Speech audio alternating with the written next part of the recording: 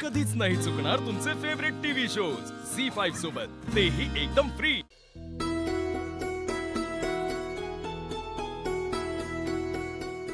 Aditya sir तुम्ही इकडे बसा ना। ते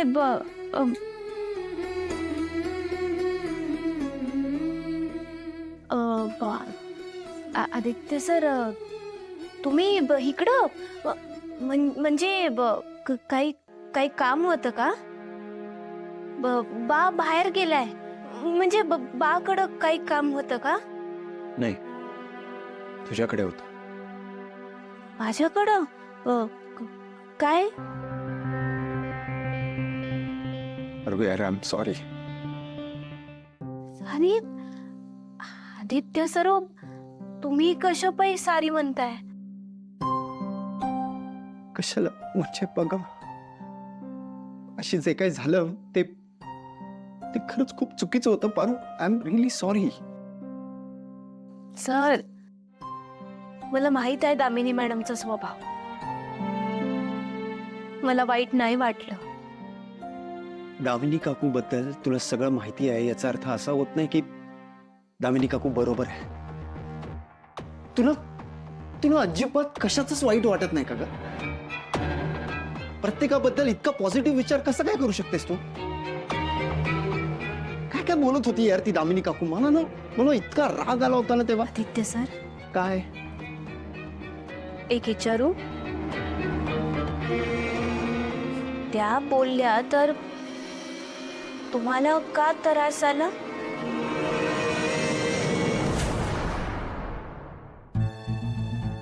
कशाला म्हणजे? तुला कोणी काही बोललं तर मला त्रास होतो यार। का? का का पारू, कारण मैत्रीत हे सगळं नॉर्मल असतं। तुझ्यामुळेच मला खऱ्या मैत्रीचा अर्थ कळलाय का? तर सतत आपला बिझनेस, काम काम।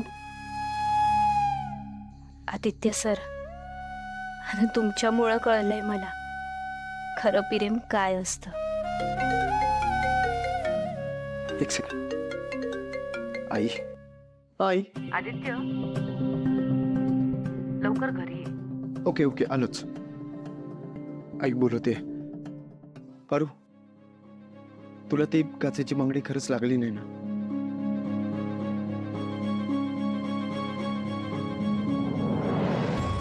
नाही नक्की? वय ओके, बाय। बाय।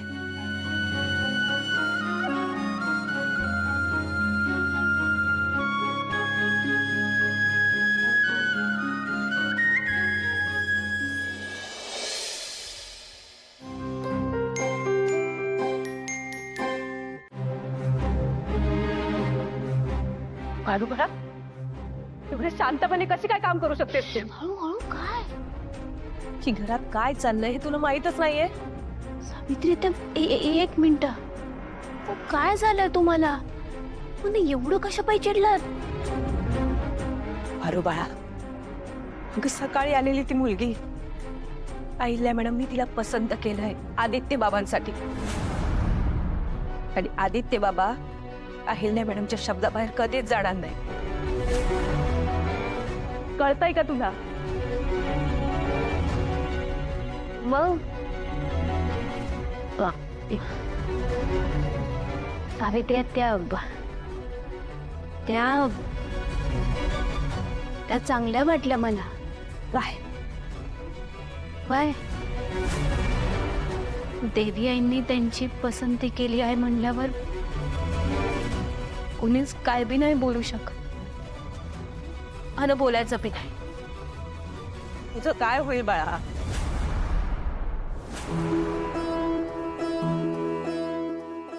माझं सावित्री आत्या, मी या घरची मोलकरीण आहे, पण हेच माझ्या आयुष्याचं सत्य आहे। किर्लोस्कर घराची सेवा करणं, माझ्या देवी यांची सेवा करणं, हे माझं कर्तव्य आहे। आणि आदित्य सरांचं म्हणलात ना, तर त्यांची काळजी घेणं जबाबदारी आहे माझी. निदान त्यांच्या हक्काचा माणूस येऊ बरं.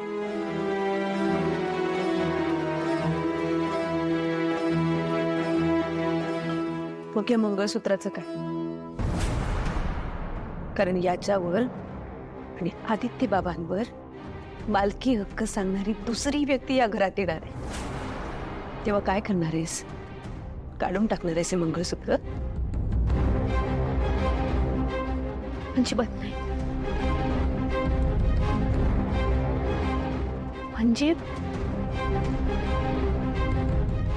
म्हणजे आत्या, ती मुलगी आदित्य सरांसाठी योग्य असेल तर मी मध्ये यायचं काही कामच नाही ना. मला कशा पाहिजे अडचण असणार आहे.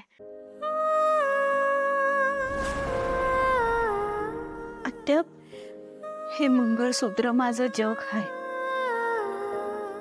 मी याच्यावर जिवंत आहे. म्हणजे जगण्याचं कारण आहे हे. माझं भावविश्व आहे. माझ्या शेवटच्या श्वासापर्यंत मी हे मंगळसूत्र गळ्यातलं काढणार नाही.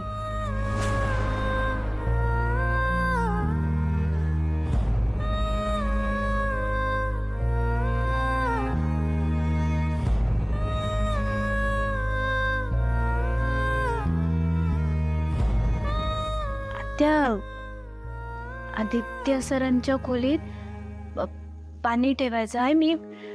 मी आलेच. हा,